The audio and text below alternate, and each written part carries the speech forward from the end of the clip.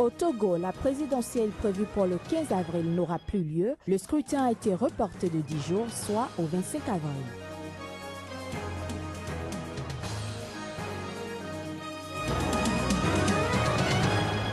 En Tunisie, en marge de la réouverture au public du musée Bardo, une cérémonie officielle symbolique a été organisée pour rendre hommage aux 21 victimes de l'attaque.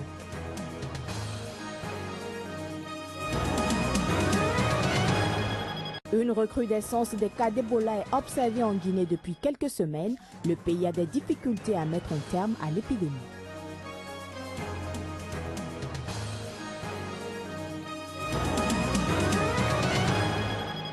Ravi de vous retrouver, bienvenue à toutes et à tous. En Guinée, on note une recrudescence des cas d'Ebola depuis quelques semaines dans la capitale et dans les préfectures voisines de Koya et Forêt-Karia. Le gouvernement guinéen espérait ne plus enregistrer un seul cas d'Ebola d'ici le 15 avril prochain. Mais l'objectif semble difficile à atteindre à quelques semaines seulement de l'échéance. Reportage. En Guinée, 3330 personnes ont été contaminées par l'épidémie de fièvre hémorragique Ebola, dont 2187 décédés. En décembre et janvier, on observe respectivement une décrue des cas sur l'est ainsi que sur l'ouest du pays. Mais hélas, cette réduction du nombre de victimes n'a pas duré. Depuis plusieurs semaines, on note une augmentation très nette du nombre de cas de personnes infectées par le virus. Le principal obstacle à la lutte contre Ebola et au fait d'arriver à l'objectif de mettre fin à cette épidémie réside dans les mains de la population guinéenne. Et c'est sûr qu'à partir du moment où les gens continuent à croire que la maladie n'existe pas, à cacher donc leurs patients, à ne pas se rendre dans les centres, à refuser de se faire suivre en tant que contact, voire à attaquer les équipes de la riposte, il sera absolument impossible de mettre fin à cette épidémie. La baisse du nombre de cas dans l'est du pays a coïncidé avec la baisse du nombre de cas au Libéria, qui était le principal pourvoyeur de réinfection de la région forestière, alors qu'à l'inverse, la recrudescence du nombre de cas dans la région de Forêt-Karia et Koya a coïncidé aussi avec une recrudescence du nombre de cas dans les régions frontalières de la Sierra Leone. Et probablement que ces foyers transfrontaliers servent à se réalimenter les uns les autres. Rappelons que l'épidémie d'Ebola en Afrique de l'Ouest est partie en décembre 2013 du sud de la Guinée avant de se propager au Libéria et à la Sierra Leone. Un premier vaccin contre Ebola, le VSV-EBOV, mis au point par l'Agence de la santé publique du Canada, est en cours d'essai clinique depuis le 7 mars en Guinée.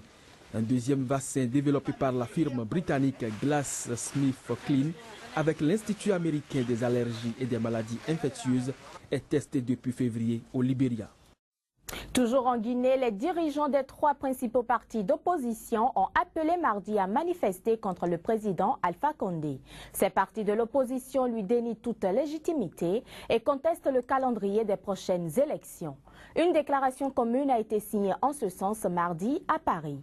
Suivons à ce propos les explications de l'ex-premier ministre, ancien candidat à la présidentielle et président de l'Union des forces démocratiques de la Guinée. Nous avons décidé de nous retrouver tous à Conakry pour organiser la lutte, la résistance contre l'instauration de la dictature et la confiscation des acquis démocratiques de notre peuple. Le message d'abord, c'est montrer qu'on refuse le dictat du pouvoir et ensuite qu'on reste rassemblés, mobilisés et déterminés à utiliser tous nos droits pour justement s'opposer à l'organisation de la mascarade électorale annoncée et à obliger le pouvoir à respecter les lois de la République ou à partir. Nous sommes prêts à aller jusqu'au départ d'Alpha Condé s'il ne veut pas respecter les lois de la République, les accords signés. N'oubliez pas que l'accord du 3 juillet a été organisé sous la communauté internationale. Nous allons sortir, nous allons prendre les rues parce que les 2 autres recours ne marchent pas. Nous avons dit qu'on avait 3 recours. Le dialogue, s'il y a une volonté politique de la part du pouvoir, parce que dialoguer, il faut être 2. Aujourd'hui, le chômage, la pauvreté, la paupérisation est telle que personne ne veut plus d'Alpha Condé, il en est conscient. Il sait qu'avec des élections transparentes, il n'a aucune chance de l'emporter. Maintenant, il se dit, ouais, je vais gagner au premier tour, alors qu'il n'y a rien. On a moins d'électricité, on a moins d'eau, on a moins de sécurité et on a moins de visibilité. Aussi bien pour les citoyens que pour les entreprises et les investisseurs. En Tunisie, en marge de la réouverture publique du musée Bardo, une cérémonie officielle symbolique pour rendre hommage aux 21 victimes a été organisée. Moins d'une semaine après l'attaque revendiquée par le groupe État islamique, les Tunisiens et les touristes sont prêts à renouer avec les bonnes habitudes. Seulement, la réouverture du musée ne pourra avoir lieu que dimanche prochain. En prélude à la réouverture au public du musée Bardo de Tunis, une cérémonie officielle symbolique a été organisée pour rendre hommage aux victimes de l'attaque du 18 mars qui a fait 21 morts. La cérémonie s'est ouverte sur un spectacle avec des danseurs et enfants habillés de toges romaines sur l'escalier du hall du musée, puis un récital de l'orchestre symphonique tunisien. Toute activité pour redonner vie à ce lieu touristique. C'est une cérémonie symbolique. La vie reprend, la joie est là. C'est un endroit évidemment qui rappelle l'attentat qui a coûté la vie. Mais la vie reprend, la vie continue. S'agissant du report de la réouverture du musée au public, les responsables du site avaient fait état de dégâts mineurs après l'attaque à l'arme automatique du 18 mars dernier. Des travaux de réfection se poursuivaient jusqu'à ce mardi 24 mars, sont-ils poursuivis, mais probablement cette réouverture aura lieu incessamment. Elle est programmée pour dimanche prochain. D'accord. Aujourd'hui, vous voyez que c'est une ouverture symbolique, c'est un message, c'est une réponse. C'est une réponse au message que nous avons reçu par cet attentat odieux. L'attaque du Bardo fait planer une menace sur le tourisme, secteur vital de l'économie tunisienne. Depuis lors, les autorités tentent de relever le défi de la sécurité pour empêcher tout nouveau attentat. Je vous l'annonçais en titre, au Togo, la présidentielle prévue pour le 15 avril n'aura plus lieu. Les électeurs sont désormais appelés aux urnes pour le 25 du mois. Ceci consécutive à la rencontre du président en exercice de la CEDEAO avec la classe politique togolaise à toute tendance confondue. John Dramani Mahama, président de la CEDEAO, en visite de quelques heures mardi à Lomé dans le cadre d'une mission d'évaluation du processus électoral, s'est entretenu avec l'ensemble des parties prenantes. Ceci dans le souci de décrisper l'atmosphère à la veille de la campagne électorale. Le patron de la CEDEAO a proposé un report de 10 jours de l'élection présidentielle initialement fixée au 15 avril 2015. Une décision cependant qui revient in fine aux autorités togolaises.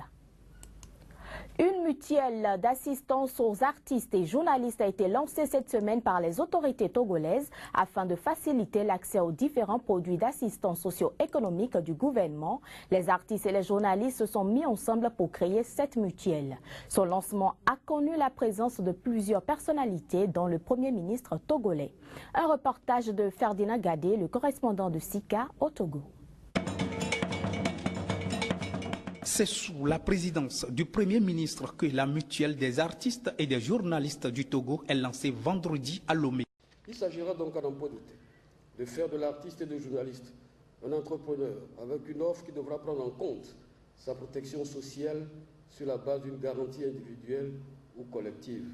Rester ensemble pour mieux se prendre en charge est la principale raison qui a motivé les professionnels des médias et des arts du Togo à créer cette mutuelle. Déjà, assurance maladie, il y a la retraite qui est assurée. C'est déjà un grand pas parce qu'on a déjà commencé à penser à nous les artistes. Voir nos aînés qui ont commencé avant nous, façon dont ils se plaignaient, il arrivait à un moment que nous aussi on avait voulu baisser les bras. Mais avec ça, on encourage les artistes à aller encore mieux, à faire mieux et à aller de l'avant. En plus de l'assurance maladie et de prise en charge sociale, la jeune institution facilitera la reconversion des artistes et des journalistes togolais. Et la mutuelle aussi se veut un cadre de formation de ses membres et de recherche aussi des éventualités pour ceux qui, parmi les artistes ou les journalistes, souhaiteraient se changer de métier.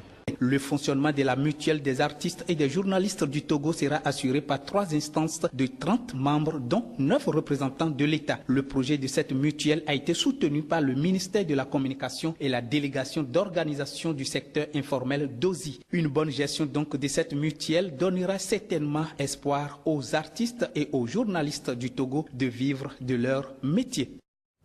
Restons toujours au Togo, dans l'univers du métier de la presse. La vente des journaux est une activité confiée aux responsables des kiosques et aux particuliers. Mais elle est loin d'être une source de revenus fiable. Le constat est fait dans ce reportage signé Ferdinand Gadé. 20% du prix d'achat de chaque exemplaire de la parution du jour, c'est ce que gagne par journal vendu chaque vendeur de journaux au Togo. Cette activité est loin d'avoir une bonne rentabilité selon les acteurs du secteur. La vente du journal ne peut pas le nourrir. Je dirais non, parce qu'il faut imprimer le journal, il faut payer le personnel et tout. Bon, je ne pense pas que ça puisse le faire. Abdou Sambieni, vendeur des journaux à Lomé depuis 2002, évoque les facteurs qui influencent son chiffre d'affaires. Par jour, quand même, on peut en arriver à vendre jusqu'à, bon, si l'actualité n'est pas chaude, jusqu'à 5 000, 6 000, 7 000.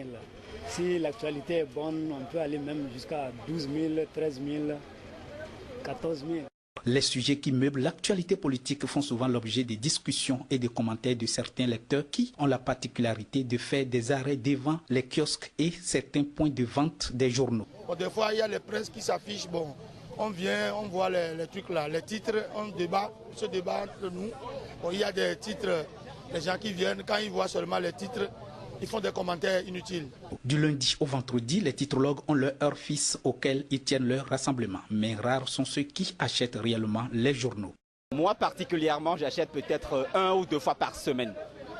Donc si l'actualité est vraiment intéressante. Les raisons de ce manque d'engouement pour l'achat des journaux au Togo sont connues et semblent comprises de tous.